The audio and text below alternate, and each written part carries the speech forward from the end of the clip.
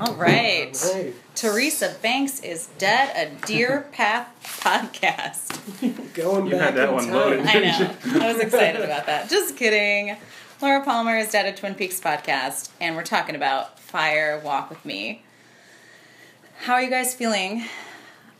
Untraumatized yet, or still shaking in the fetal position in your bedrooms? I have no desire to ever see this movie again. Yeah, it's rough. It is really, really, really dark. It's a mind fuck. Really dark. That's for Definitely any veneer of like the small town charm is definitely stripped away. And it's much more art filmy than Yes. what we're used to see. Or what I'm used to It's seeing. no longer a soap opera parody. Yeah. No, Now not it's- at all. Now we're in David Lynch's mind. Yeah. Right. Town. Yeah, so a lot to talk about. Want to dive in with talking about Deer Path, the fun new hip town that all the kids are hanging out in. Which, speaking of parodies, is like a parody of Twin Peaks. It Yes. is, yeah, and the diner is like a nightmarish. Clown, Like a place. clown face. Did you catch that? The sign of Yeah. Hop's Diner is like a broken clown face with a tear. Oh. It's always David creepy Lynch clowns. likes that clown image. He's got it all over Leo Johnson's house. Yeah, Well, that's true. we definitely. So Other we're instances he has it. the beginning of Fire Walk With Me is dealing with Teresa Banks' murder, and it really interesting choice slash a bold and maybe doesn't quite pay off choice to start the story with no characters that we know. It's new agents, Agent Chester Desmond, played by Chris Isaac, and Sam Stanley, played by Kiefer Sutherland, both instructed by Gordon Cole, but, you know, no Cooper, no Twin Peaks, and we're investigating Teresa Banks and her murder in Deer Path. And right away, it's completely devoid of the charm of Twin Peaks. Like, the sheriff's department, they're not helpful. Yeah. As we learn through... I The forgot Lil. The sheriff could bend a metal rod Yeah. over his head. He's Oh, super yeah. strong. And let's He's got also proof talk over his about wall. how we Yeah. find out Teresa Banks is murdered is as the credits are rolling, then it just says Teresa Banks, Right. with a body floating Yeah. by. Where Tom mentioned, he's like, oh, so that's not a person in this? That's who the character is? Right. full Yeah, time? you think you're still in the credits, and Teresa Banks is like an Right. actress if you weren't a Twin Peaksian. Right. Oh.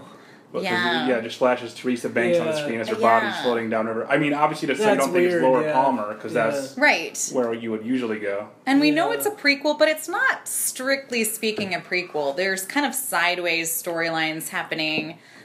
We do get this little beginning with very Lynchy stuff with this Lil character who is the woman wearing red who kind of mimes out several different things. And Chris Isaac later explains to Kiefer Sutherland that, like, she has What a they sour mean. face, which means, like, everything she does means something. Which is kind of different for David Lynch to have something weird and explain it step by step, except Yeah. for they don't ever explain her blue rose. Yeah, that's what I was going to ask. Which That's is, true. I think, purposely Oh, left a yeah. mystery. But, Yeah.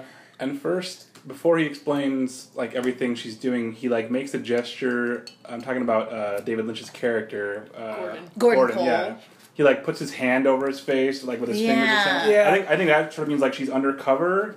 And like Right. she's doing this dance to convey a lot of information without like breaking her cover. exactly. Right. And Yeah, without... Chris Isaac explains that as well, but I can't remember. what Right. it I is. was trying to take notes, but he literally Yeah. is explaining so quickly, and it's a really quiet scene where they're driving, where you miss a lot. And a lot of what she's indicating is that they're not going to get cooperation from the Deer Path Sheriff's Department, which is, of course, polar opposite of, like, the instant Harry comes into Cooper's life. It's like love at first sight, and everyone in Twin Peaks is so helpful and pretty. I mean, that's the other thing. The actors in Deer Path are very normal to sort of weird looking people versus Small town looking. right versus you're like think about like the Hap's Diner waitress versus like Norma. I mean, we get so used to Twin Peaks being kind of beautiful that Deer Path is like startlingly bleak and sad, and probably more like the small town that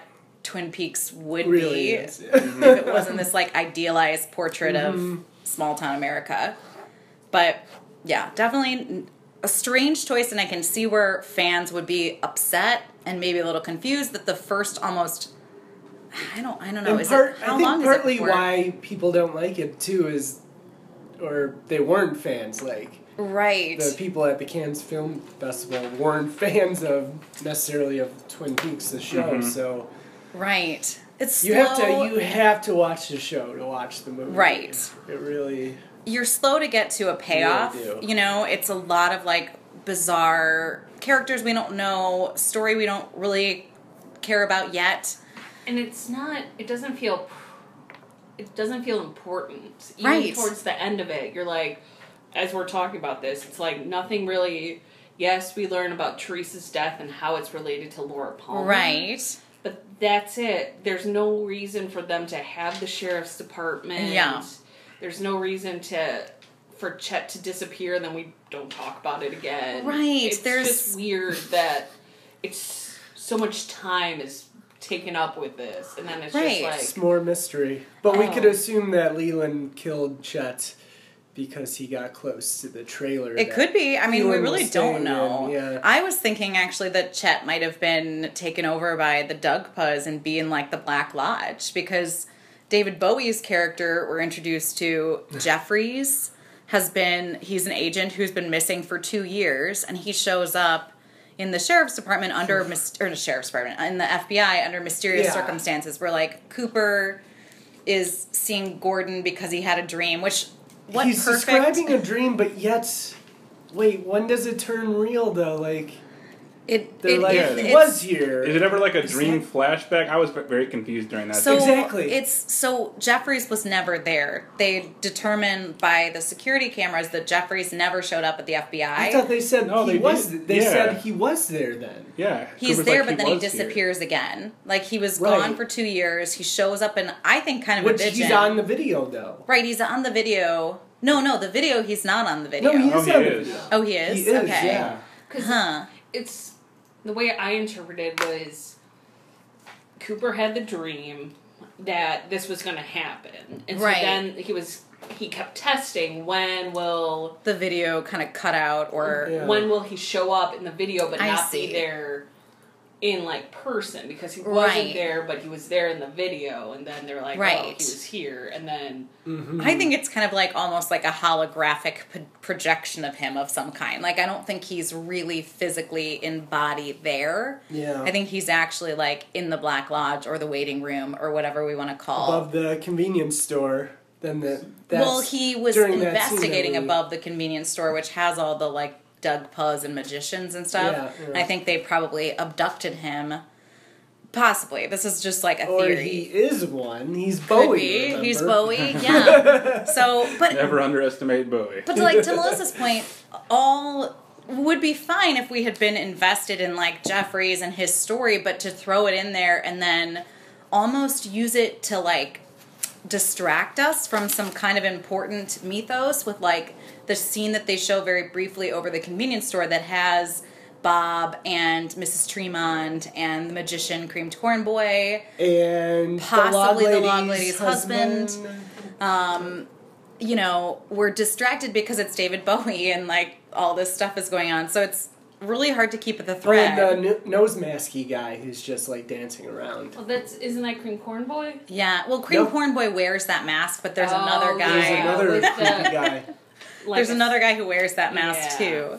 I think I think there's like a Stone Temple Pilots video that's kind of similar to that, where they have this like long nosed guy in the video, and it was like the midget. It was like the little man, but with like kid and play hair. Yeah.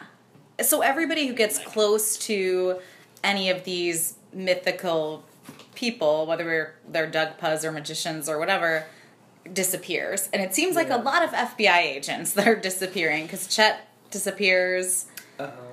Cooper goes to investigate Chet and doesn't find him. Right. Really, Cooper sort of strikes out a lot. Like, what is he? He finds the mound. Finds where the trailer would be, because we last see Chet looking under a trailer, and then he disappears, and the trailer disappears, and then that's where... Who finds the ring? Was it Chet or Cooper? Chet does. Chet finds it. But then he disappears. Then he disappears, yeah. So anyone who has So I think it's safe to say, like, this whole beginning kind of prologue almost with Deer Path and Chet, maybe it will be important in season 3, which we're about to watch in a little bit. But it really felt like almost 2 separate movies, or didn't tie into, like, the Laura Palmer story, which was traumatizing but compelling. I mean, you have to admit that, like, you thought about it for sure the day after. And it's because you were already invested in the characters. Right. Too, because the other stuff just kind of felt like, hey, this stuff happened too. Right. Teresa was the first. Yeah. Here's how Teresa's linked back to Twin Peaks. And it does draw attention to, like, what Cooper says in the pilot of, like, life has meaning here, every life, it's not just a statistic, where Teresa Banks, no one claims her body, she's being, like, looked at in a tool shed, and, like, juxtaposing that with, like, Laura being incredibly cared for and everybody missing her and being obsessed with this case is way different. This is interesting, though. So the old lady and grandson with the cream corn boy. Mrs. Tremont and Magician Boy. They were seen in the trailer spot where Chet found the ring. So they were seen there. Right. So because then either they're around, like, Leland or something like that, or, like, it's the entrance to the Black Lodge is there, and then Chet goes in and then it disappears because I think there are probably many entrances to the Black Lodge. Yeah. In fact, I have a working theory of late that the Lynchiverse includes many different Lynch movies, and all of these movies have kind of this entrance to the Black Lodge thing. An Eraserhead with the woman who says... In the radiator? Yeah, the woman in the radiator. Silencio in Mulholland Drive. I'm sure there's something from The Lost Highway that I'm forgetting. But, like, there's all these kind of places where a story is happening and then time just kind of stops. And you get this sort of, like, purgatory waiting room place. So I think that there could be many entrances, and Mrs. Tremont and the Magician Boy are Doug Puzz trying to suck evil. We've gotten deep into it today. It's true. So, are we ready to leave Deer Path and go to Twin Peaks? Let's do it. Yeah. Okay. Such a breath of fresh air just when you get the theme music and it's, like, kind of slowed down. And you're like, oh, we're back. Like, Twin Peaks. This is what we know. Right. It was nice. Nice seeing Bobby and hearing that high school music again. I know. They, like, make it so that you're just, like, relieved to see these characters. Yeah. Interesting, this movie has Moira Kelly playing Donna instead of Lara Flynn Boyle. And Melissa and I, at least for sure, are big Moira Kelly fans. I think she does an awesome job. Gentlemen, what's your take on the Moira Kelly, Lara Flynn Boyle? I mean, it's always difficult when they recast a central character to get just past, it ruins your suspension of disbelief a bit. True. I thought she was good. I think Lara Flynn Boyle was good, too, in the few good scenes they gave her, so... Yeah. No disrespect to either of them. It worked. Moira did a good job replacing her, though, so I was fine with it. Agreed. I mean, I don't really have much to add. I mean... You bring up a good point, though. It could be that her scenes were better written in the movie, I think. That could be. I mean, they definitely make her more kind of quirky and dark, but also very innocent. Yeah. And she gets some good... She wants to go out with Laura at night, and Laura's like, nighttime's my time. Right. But I really liked the scene between the two of them after school where they're, like, on the couches and Moira Kelly is talking about space, and she's, kind of a dreamy, sort of nerdy girl, kind of. And that's a little bit of a different color than Lara Flynn Boyle had. Like, I never for a second thought Lara Flynn Boyle was nerdy in any way, and Moira Kelly... I could kind of see, like, you're a little weird, and I kind of like it. Like, you have this, like, thing about you. Yeah. And their relationship was really, really strong. I really felt like they had great chemistry, her and Cheryl Lee. Well, they got to act together more than than just Boyle the and Cheryl. That's true. That's true. Speaking of Lara Flynn Boyle, like, I feel like there's... as much as you need to be a Twin Peaks series watcher to want to watch this movie and probably enjoy it, at the same time, it's like you sort of, obviously we know Laura's going to die, and she has like this sort of fatalism this whole movie, which is just kind of, it gets exhausting after a while a little bit. Yeah. She's like so resigned to death, and she's just like, okay, I'm just going to do blow and fuck strangers and whatever. Because I can, and I'm going to die anyway. And right. Yeah. It's really extreme. Yeah. But has good reason to. I mean, it's a really disturbing picture that they paint at the Palmer house. And, like, I just have to say, like, Cheryl Lee and Ray Wise, both of them, I think, just are amazing in this movie. And it's incredibly disturbing. And they handle it like they do it. And it's really, really well done. Mm-hmm. They go maybe too far in the one shot that they have of Leland, like, on top of her. That's maybe the one shot too far. Yeah. It was enough with insinuation in, like, the first scene where we see them together at the Palmer house is real disturbing. Leland's, like, harping on her about washing her hands. Yeah. And it's a disturbing throwback to Bob putting the letters under her fingernails, like, because he's saying there's dirt under her fingernails and she's dirty. Oh, that's true. And it's just bizarre. Because we can assume at this point, Laura knows Bob comes in at night, has been since she was 12, but she can't put who Bob is. Right. And then it's not until, like, Dad starts acting really weird. Well, right. First she gets, like, the message that, I forget how she gets it, but that Bob is, like, I think from the kid. Yes. That Bob is, like, in her house. He's under the fan. Right. And then so she goes home and she sees Bob. Which is terrifying. I mean, that's like a terrifying behind the dresser scene. Looking for her journal. Yeah. And then she runs outside and sees her dad leave. Right. But she doesn't fully believe it yet. Right. Yeah. She starts crying on the ground and saying, like, it's not him. She seems to know, but she doesn't want to let herself. Yeah, she's in denial. Yeah. Similar to Sarah Palmer, who this is a different, like, take on Sarah, too. I think in the series, they talk about Sarah being like Leland drugged Sarah, but here there's much stronger allegations that Sarah knew what was going on. I don't think so. No, I don't think she knew, though. Oh. Because...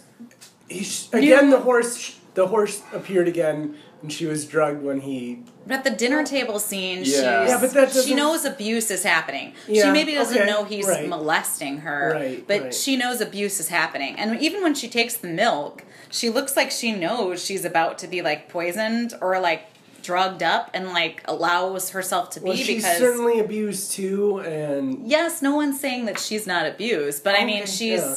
And unfortunately, like they say, many times when a kid's been molested by a parent, the other parent will defend, like, their partner. Like, because it's so horrifying to think of that. Sarah probably would have or did, yeah. Right. I mean, the level of tension she exhibits at the dinner scene is, like, it's inappropriately high for just what's happening there. Right. Like, there's clearly a history behind there's abuse. That level of upsettedness that she has. Yeah. And...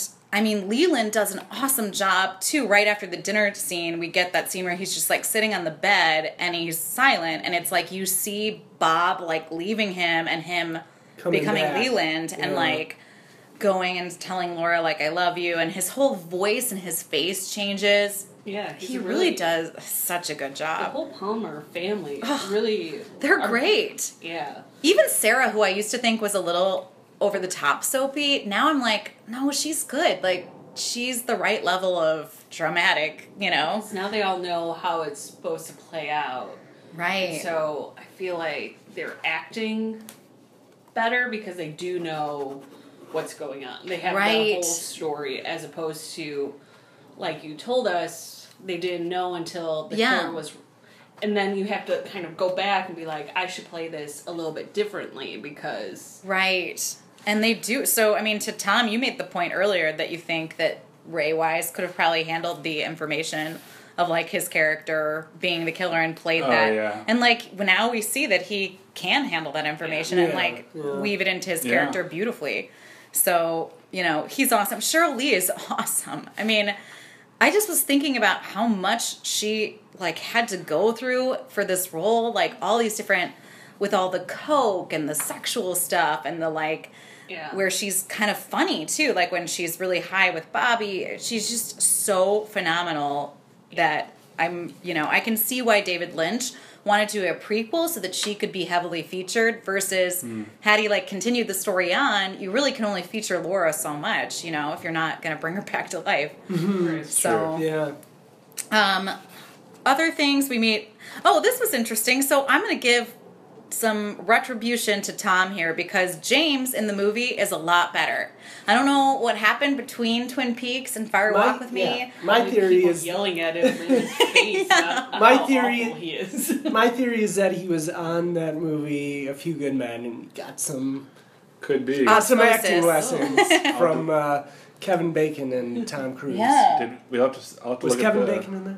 He was, yeah. Ah, nice. I mean, he's a lot better. I mean, he's still not, no one would call him subtle, but he's not like screaming and like. Yeah, he's not over dramatic. He's okay, and maybe he's better with Cheryl Lee. Maybe there's more chemistry there, but he does good. He's okay. Yeah, I still don't understand now going back on why Donna and James were ever together.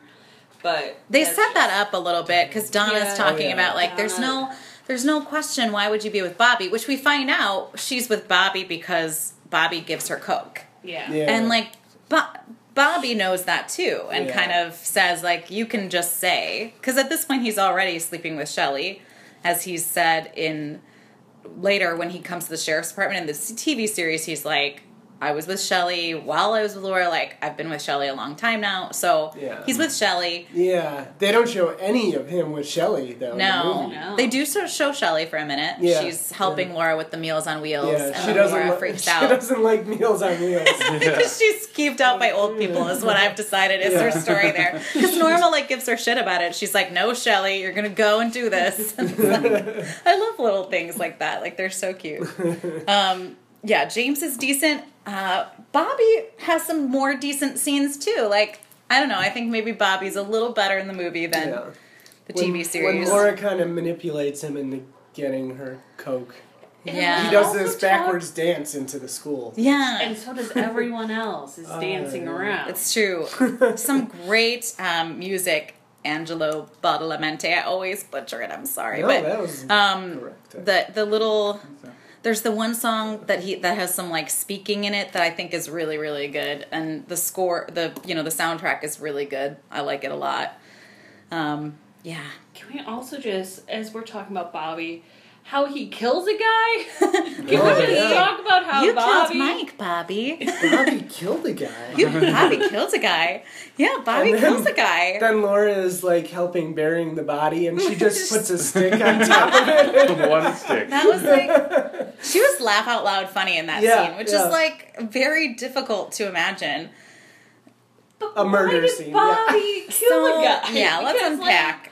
Well, the guy was pulling out a gun. He thought he could. Right. They were both so high.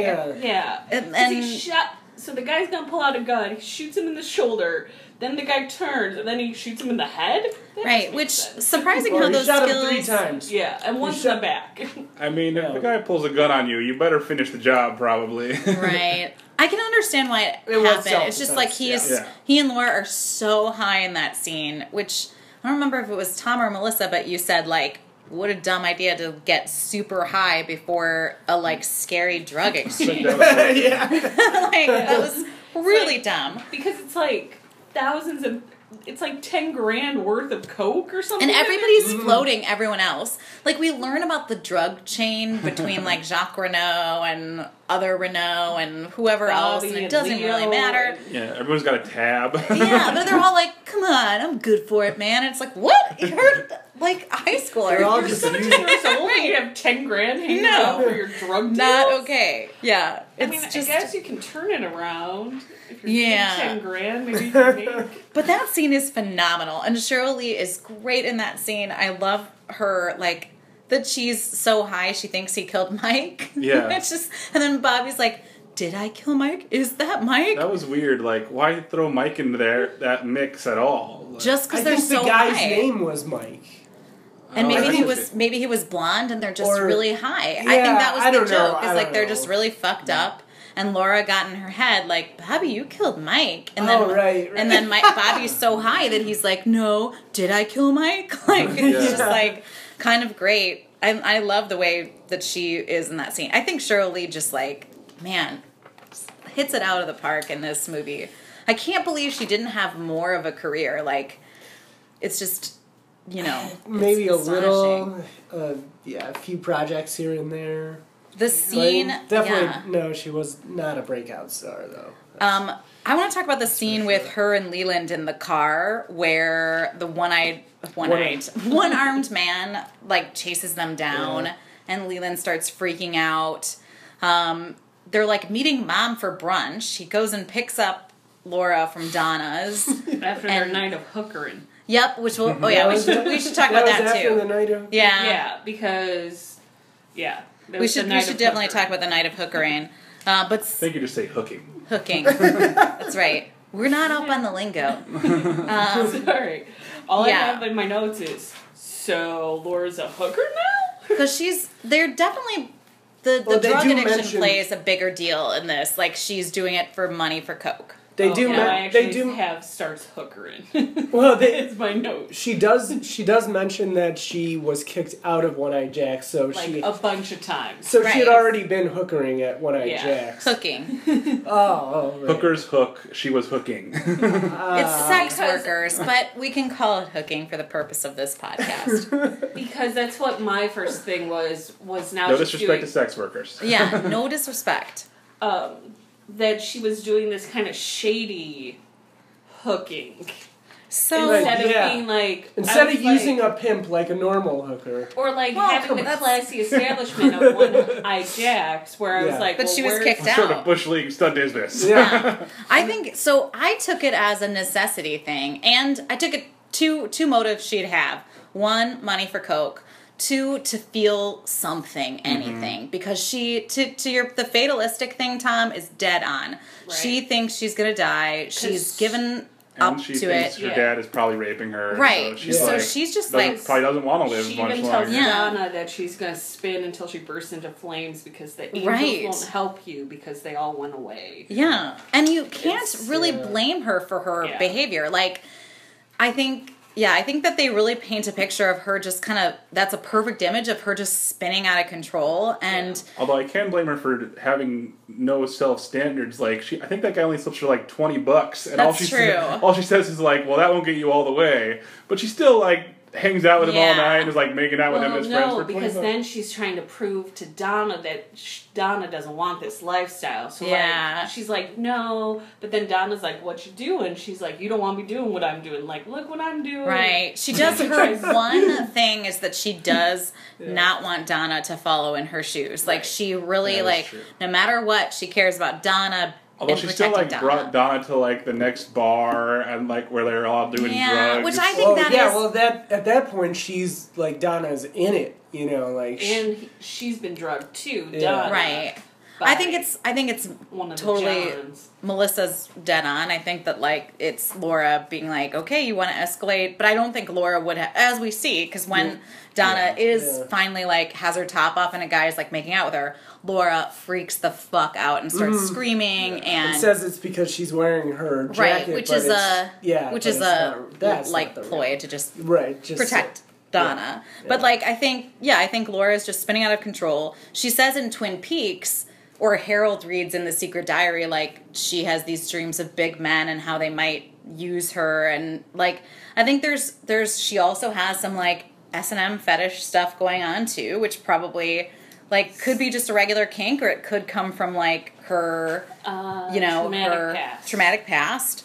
But that's definitely there too. So I think that there's like an element of like she enjoys it, she wants to feel something, she wants to escape from her like horrible life. Because when they do the scene with her and Bob and / Leland, like she's enjoying herself. And they make that very clear. Yeah. Because they could have gone another way with it. They could have made it rapey, and they don't. Right. Like, they make it almost sexual. Consensual. Yeah. She's, like, getting off on it, and they just show one flash of Leland, and it's still, to me, one flash too much, because we already know it's Leland, and we probably don't need to see that, but... Yeah. But to that's go back... when she... Wait. that's when she like has gotten a lot of clues. That was right. So that was she's had the pages have been torn from her diary. Yeah. The little magician kid says he's under. Yeah. She's starting to put it together. Yeah, she's starting to put but it to together, go back to the pink room, because there's a lot of stuff that happens there. So the pink room is the room in the back of the Bang Bang bar. Oh, that's where they just went to the next room? Yeah, it's just it's the same bar. No way. It's the same bar. They just because I thought they went like somewhere No, because it's over the Canadian border, so it's like okay that they're doing because they go welcome to Canada, so it's the pink room. Oh, I only caught it this time, but shoot. Okay. So we'll have to hope mine stays. Yeah. But so it's the pink room, and it's it's over the Canadian border, so that's why they're can have their tops off and drug each other. Right. Anything goes in Canada. Canada. Yeah. That's their portrait of it, like Canadian, like so different from how we picture Canadians. I just thought they really loved healthcare and like. I think back when Twin Peaks and this was filmed, like you could like still drink at 18 in Canada. So, right. Like, yeah. I thought you still can. I think in now certain areas. Maybe I don't know. I think like 18 or 19. Yeah. Okay. Yeah, it's still.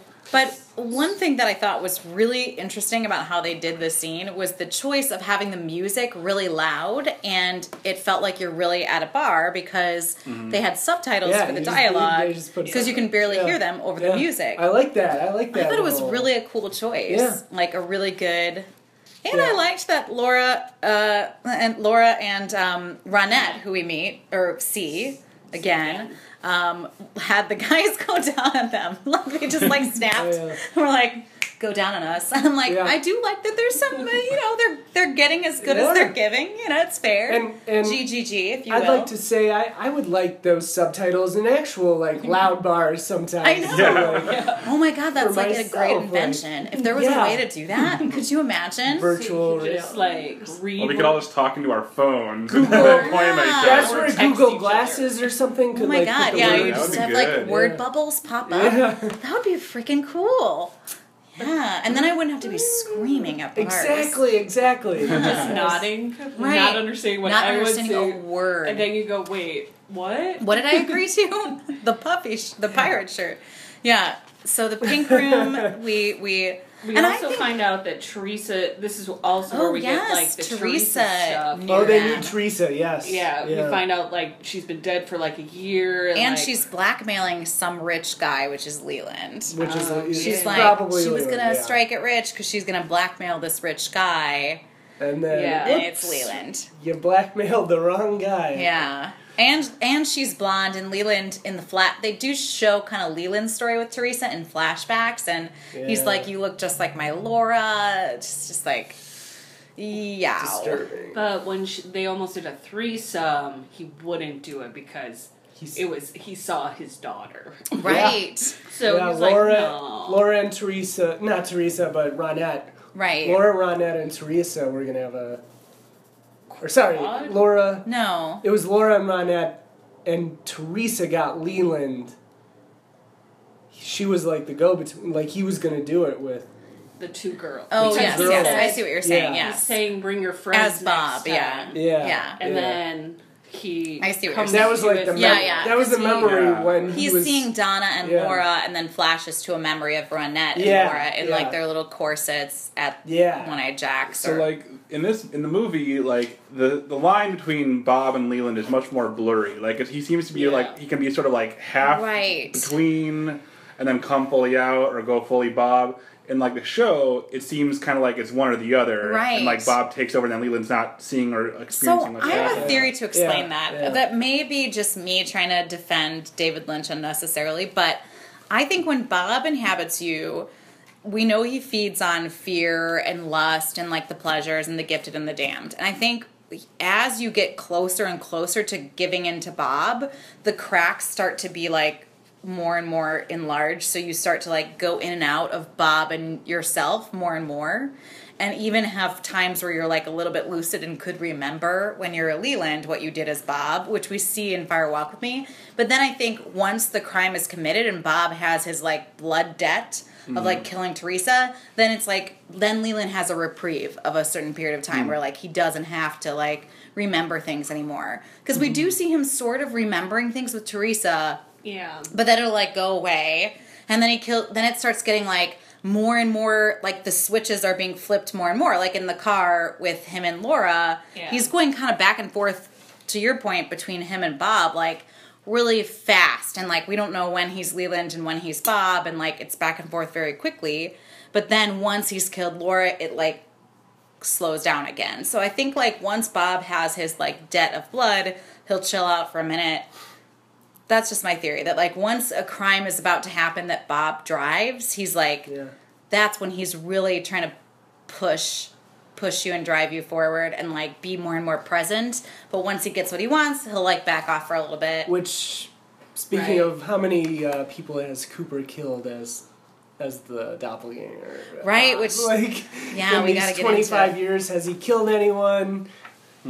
Or has he just been in a like holding pattern? Speaking of which, I think I need to change the image of our last episode that I put on SoundCloud. Because that is a big old spoiler. Yeah, that was. It's the big you're spoiler. supposed to watch it first. You're supposed to watch the episode first and then listen to it. Yeah, but if you're like flipping down through and you see it, but I know that would be the image you'd pick, like because it is the iconic image. Yeah. We'll take a vote. Yeah, that's tough. So we talked about.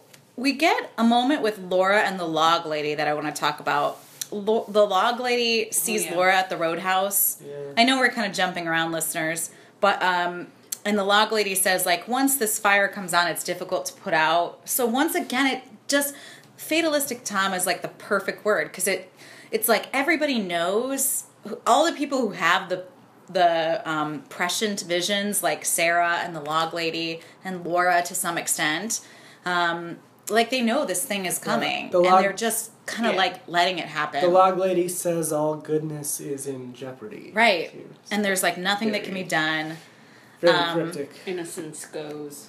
Yeah. I noticed, too, this could have been nothing, but Julie Cruz, the singer, who we know from the series, lovely singer, was wearing a red dress in the series, and she's wearing a white dress in this. So I'm like, it's still purity before Laura's killed, and then in Twin Peaks, she's wearing the red dress because the murder has taken place.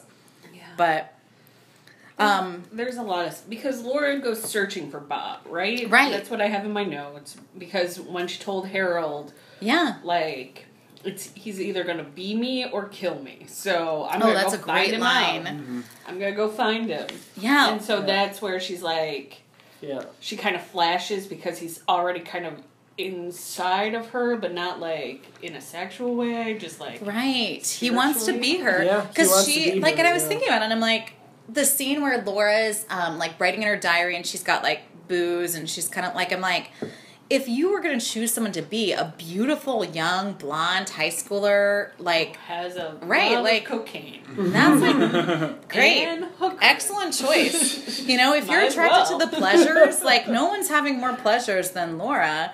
I mean, but she has pain too, and there's like so much that Bob's feeding on. Caused by Bob Leland. Right, it's a circle because Bob's causing the pain. Ooh, which is just what the one-armed man says. It's a perfect circle. Appetite. And satisfaction. Yeah. Melissa, look at you. It was the first time too I saw a lot of similarities between Cooper and Laura in their kind of flawedness. They have like a dark past. Their curiosity, they both are the type who would go looking for the pages of the diary, as opposed to me, who would be like, fuck this, I'm gonna I'm out, like go looking for Bob, which, and by the way too, that scene where Frank Silva's moving the dresser, that was the first Frank Silva scene that they shot ever. So that was the one where he was like really moving the dresser, and David Lynch was like, hold it, are you an actor? So like, they didn't use it in Twin Peaks, they used it in Fire Walk with Me. But he's so creepy and scary. I mean, Bob is such a better villain than Wyndham Earl. Like, oh my god, any day. But yeah, I saw more parallels between Coop and Laura, especially in the waiting room Black Lodge, where they were like together. I'm like, okay, they have that same sort of gifted spirit where they're going for the truth. And I'm just gonna jump to the end. I'm sorry. Go for it. So, were they in the room with the angel coming or was that at the end of the series? That was at the end of the movie. So you'll remember, listeners, that I kind of fucked up the way we viewed this by doing... But weirdly, actually, it worked kind of works, but could be bad too, depending on how you look at it. But we saved it. We saved you guys basically from the worst. But yeah, that's the end of Fire Walk with Me is the angel. Because because Laura thinks that angels have all gone away, and then when the angel goes away in her painting is when she gets killed. The painting is real weird too. Like it keeps changing. It's hung on in her. Well, why she hangs up the painting too? That's the like death wish too. Like Mrs. Tremont and the Cream Corn Boy give her a painting they gave her that like doorway to the Black Lodge. Another doorway. Two paintings we're talking about, right? Yeah, the door two paintings. Painting and or picture, and then the angels. Painting. Yeah. Right. Yeah. Oh, they're okay. And the one painting that Mrs. Tremont gave her. It's probably changing for you because it's two different paintings. Right. Well, I thought the angels leave the painting. Yes, that's correct. That painting, both the paintings change. Yeah. So the angel one that she already had in her room, which was like cherubs around a table, and there's an angel. The angel leaves. But then she's given a painting by Mrs. Tremont and Cream Corn Boy. Of a door. Right, of a door. That is, I think, a door to the Black Lodge or waiting room or whatever we want to think of it. Because then she just hangs it up right in front of her bed and she's like, I'm going to go to sleep now. Right. And stare at this painting. She also does sort of a brave thing in that she's told in her dreams, she has a dream where she sees Annie, which was where I was like, okay, we got to stop this because Annie and Black Lodge, if we hadn't seen the last episode, we wouldn't have known. Spoilers. Oh, yeah. But so Annie says, the good Dale is in the Black Lodge. And can't leave, right? Right. And then she sees Cooper, and Cooper says, don't put on the ring. But when Laura is being murdered, she puts on the ring, and when she does, that's when Teresa gets freed by the angel. Or not Teresa, Ronette. So I think the fact that Laura put on the ring draws Bob to her and takes Bob's gaze completely away from Ronette, because by all accounts... But then Bob can't possess her, though. Right. When but it's also guaranteeing her death. Right. Like, she's guaranteeing you she's either die killed. or you get possessed. Exactly. Yeah. So she's taking this on to spare Ronette. Because Ronette knows that that's what's happening. And by the way, the one-armed man throws the ring into the train car. Mm-hmm. I don't know. Yeah, the one-armed man supposedly is supposed supposed to to be like... hand. I don't remember exactly. Yeah, that was a little... I think having the one-armed man there was a little, like... He's supposed to be good. Like, he's supposed to be turned good and trying to fight good, Bob. He's fighting... He's trying to fight Bob. But he does a poor job of it. Yeah. He's not good at that. I guess he can't directly fight him because he's a... I mean, he has to, like... I mean, maybe just because his physical vessel is weaker than Leland. Yeah. That's true. Yeah. And Ronette, like, she is able to just kind of free herself because Leland Bob is just not paying attention to her. Yeah. And that's when she sees the angel, which... Was the angel Laura? Or was it another actress? No, I'm pretty sure it was a different actress. Okay. Yeah. But she just, like, frees herself and goes, and then... is able to kind of stumble away because Leland/Bob had no interest in her. So she's like, fine. Yeah. Also learned that I never thought when I watched Twin Peaks that Jacques and Leo, as much as they were pigs, I didn't think they actually, like, raped Laura, but Jacques definitely rapes Laura. Yeah, there's a lot of Jacques here. Yeah. But it's more like, I don't know if it's... Well, she just didn't want to be tied up. Yeah, but then he ties her up and she's, like, screaming, and then it cuts away. Like, he rapes her. Okay, yeah. Yeah. Which in the show, I was like, I thought that they were just partying because she does say she likes big men. And, like, you like big men, Jacques' your guy. Well, if I remember, and I'm not saying, like, that you're wrong, I just remember her saying, like, please untie us. Like, maybe she liked getting tied up in the first place. No, when she is tied up initially, she doesn't saying, want that. Don't tie me up. Okay. I don't want that. She says no, and is like screaming, and then they like cut away. Then they cut away to like him going outside. I guess he's like pulling up his pants when he's done, and just like walks away. And then she's like, "Can you untie me?" And he can't even be bothered to do that. So like when she died, she had 2 different kinds of rope burns. I don't doubt that she likes being tied up, but if you like being tied up 99 times and the 100th time you don't and you say no, like it's still right. So I mean that was like a little bit more aggressive than in the series. I always thought like Jacques and Leo and her and Ronette just kind of partied, and then they all kind of passed out, and then Leland killed her. Yeah. I didn't think like they actually like raped her, so that was a little bit more intense than I remembered. It's a very intense movie. It is. It's definitely not a feel-good film. No. And then Leo just like fucks off. Yeah. They just kind of leave the girls there. So Leland knocks out Jock. And then Leo sees that. And Leo sees that. Peace out. And then he pieces out and leaves the girls. Yeah. Yeah. So if you needed more reason to hate Leo, there you go. And the only other scene he's in is beating Shelley. Yeah. Right. And I think it's actually for the first time because Shelley kind of she's still a little sad. No, it's not the first time. No, I think it is. No way. I think there's a chance it is. No way. In that scene, maybe. Because he's like, I'm going to teach you how to clean this. No, that's not the first time he I'm just saying, like, no way. There was clearly a period of time where he didn't beat her. Yeah, he's been I mean, there's nothing good about Leo, but I'm not defending Leo at all. But I'm just saying it's interesting that I just don't think that's the first time. 25 years later, he's still holding onto an anvil with his teeth. God, yeah. There's a good chance he is. So, not an anvil. It's a basket of tarantulas. Tarantulas. Sorry, I was thinking more of a cartoon. Yeah. Well, we were all thinking that before as they were like panning up the string, and you're like, "What is he holding?" Like Wile E. Coyote, like. Not that I want us to unpack the actual murder, but there's two things I want to talk about with the actual murder. Leland does say a couple times, "Don't make me do this," once Laura puts on the ring. Exactly. So, he doesn't want to kill her, which I think the ring is, she won't be possessed, but she will be killed if she puts it on. Or is he you think he's talking to her or Bob? Bob. Okay. Yeah, he's like, "Don't make me do this." So he knows, for sure, in that moment at least. But as Leland says in the series, he's like, "And when he was gone, I couldn't remember." Mm-hmm. It's just... It's weird because every time even with the Palmer dinner scene, which is the first scene with Leland, if you hadn't met Leland in Twin Peaks and that's the first scene you see of him, you're like, I fucking hate Leland, he's awful. But then 2 seconds later, you feel sorry for him. And that's where Ray Wise is so brilliant because I feel sorry for him. I don't hate him. I don't... Yeah. He's not the bad guy to me. Right. No, he's... Bob is the bad guy. And then, so the man from another place does not let Bob kill Leland. Because he was... When they were in the Black Lodge or waiting room or whatever...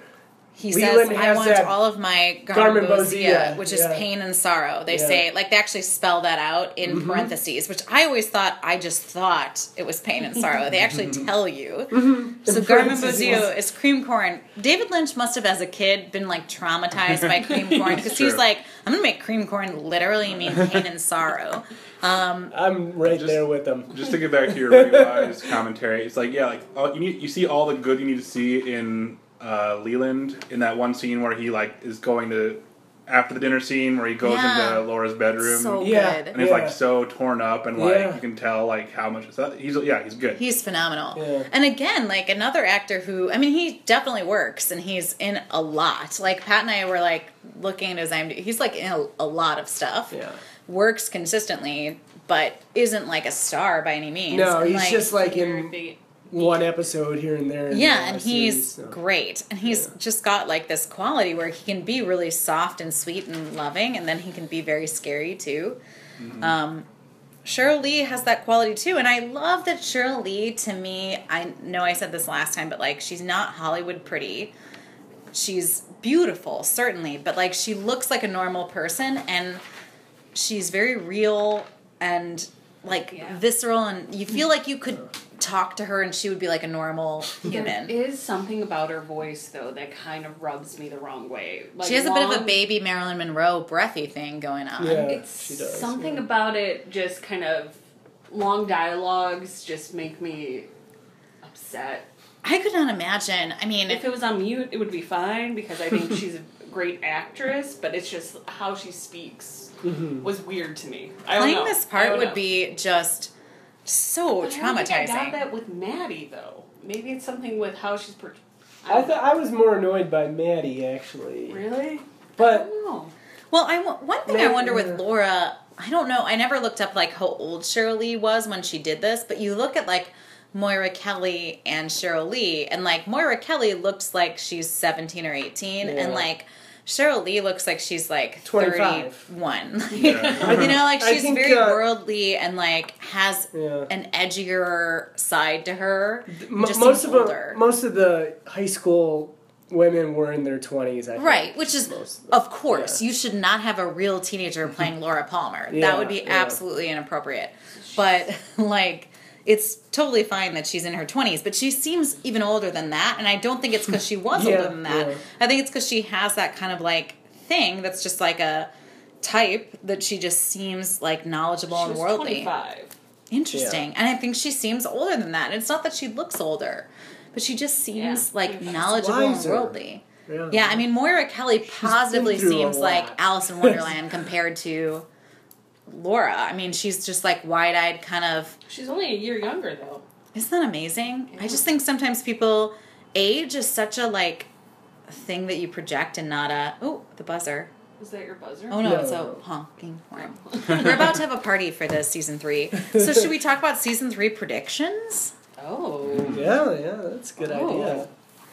So my big prediction is that Cooper was caught by the doppelganger Cooper, and that where Leland possessed by Bob, Cooper now in the world of Twin Peaks, like in season 3 that we're going to see, is actually doppelganger Cooper and Bob, and that good Cooper is in the Black Lodge still. He's still there 25 years right later. Like, I don't think that the good Cooper made it out. I think that what we're going to see in this season from Kyle MacLachlan is pure evil, but trying to put, like, flashes of Cooper in there. Yeah, he's definitely gonna be Cooper. He's gonna be Cooper because we want to see Cooper. Yeah. Right. But they've hidden him from the trailers. There's, like, one shot of him where he's driving and he looks very disturbed, you know. Maybe he might have killed Harry S. Truman. Right, we know Harry's not in, but Harry's brother or father or someone named Truman is Why do they always have, like, when a character, like, dies off, I always have to, like, replace them with, like, a relative. Right, like, that's not how it works in real life. So, there's a little Anyone history. should be the sheriff. It should be Hawk. Right. Be realistic. Hawk is like, Good God point. damn it, passed up again. So, Jesus. the guy who's playing Frank Truman, Harry's replacement or relative or whatnot, he was supposed to be the sheriff originally in the original series. Yeah. Actually, I want to point out one of the episodes that I wasn't here to podcast about. I saw the one, like, big ball drop by Hawk, which is it's the episode where Leo wakes up and he attacks Shelley and then runs off. And then, so the next morning, Coop and Harry come into the office and are like, what's going on? And Hawk's just like, oh yeah. Like, he tells him some other stuff first. And then as he's about to walk away, he's like, oh, by the way, Leo woke up and attacked Shelley and ran off in the woods. That was the night before. Hawk hasn't been out using his excellent tracking skills to find Leo. Right. Couldn't find this guy who's bleeding. He was from a stab wound. I guess. Yeah, he didn't There's so much evidence through the woods that he could track him. He didn't down. even lead with that story. It's like, hey, we got a crazy man on the loose. Yeah, good point. Right. Good point. So a couple points minus for Hawk, but still excellent detective work overall. Yeah. I hope that Audrey is, like, running the town a la Ben Horn. I hope that she's, like, the new bigwig. It's really interesting if you look up the new IMDb page for Twin Peaks. Like, it has, like, the regular characters and what their title is, but other than that, like, there's maybe one or two. Right. Yeah. Like, supposedly this the is cast, special agent so and so. Krista Bell is going to be in it. David Lynch's new muse. Kelly's doppelganger. No, I wish. Michael Just because we both have prominent noses. Oh. And yeah, I think some of those actors are really just fans of Twin Peaks that were like, I will come and be an extra. I don't think there's any chance that all 214 of those people are in it. Yeah, it's a lot of like actors. that's and I think David Lynch is trying to fuck with us as he does. But what is really chilling, and we didn't talk about this. Oh my god, you guys, we didn't talk about Laura says, I'll see you again in 25 years. Right, What did we talk about? Okay, we did talk about it. A little bit. Oh, yeah. I ended the last podcast. Okay, good. That Laura says that, which is amazing. I'm not saying that that's what's happening here, that they like really plan to do this 25 years later, just, but the fact that they it's a happy coincidence is amazing. Yeah, it's amazing. It's and I love that when she says meanwhile, I feel like her meanwhile is then the 25 years, like everything that happens and in the 25 years symbol. She does the like meanwhile, you can't see because it's a podcast, but it's you like all know the symbol I mean. Yeah, she does her hands like it's impossible to describe hand gestures. I was about to try, and then I'm like, Jesus Christ. And, anyone who's listening to this podcast knows what the Laura Palmer meanwhile looks like. Yes. But interesting, one thing that we do know is that Cheryl Lee is in it, and that she is her own age. Yep. So how are they going to explain that is an interesting... it's not like found footage from Cheryl Lee in her 20s. It's now Cheryl Lee, which she's still phenomenal. In fact, probably more interesting even with a little bit of age on her. We know that Donna's not in the series, which is fine with me. We know that Heather Graham's not in the series, which is fine with me. Kimmy Robertson, Lucy, is in the series, Nadine is back. Ed's back. We saw a shot in the teaser trailer of Nadine and Ed together, so maybe they're still together. Bobby's back. I could see Bobby. I would love it if Bobby was like Audrey's little stoolie, like her little like second in command, like just taking. One of the Hayward sisters is back though. Alicia Litt's back. Yep. Good. Playing one of the Haywards. I mean, we wonder what is happening with the Haywards. Same role. James is back, we've seen. Yeah, he looks really bad. He does. He looks like he possibly had cancer. I thought he was like Bob. Because I was like, oh, who's this creepy guy? That's going to be a challenge, too, is that Frank Silva's dead, so they can't have Bob. They can only have Bob through Cooper, which they'll do. I think they could recast I think that Kyle MacLachlan will be the villain in this series. Yeah. That's my prediction, is that Kyle MacLachlan's the bad guy. Just as doppelganger. Yeah, he's doppelganger Cooper. Bad Cooper. Yeah. And he's ready to just fuck with everyone. And they're going to trust him because they love him, and it's Cooper, and they're going to let him in, and he's just going to wreak havoc in their lives. I'm holding out hope for a Bob. But then I hope maybe good Cooper somehow gets out of the lodge and like kills bad Cooper and marries Audrey, and they have 1 million children, and all is well. They're getting kind of old to have those children. Yeah, that's true. That is a good point. They can adopt. They can adopt. Yeah. Aww. All right. Meanwhile,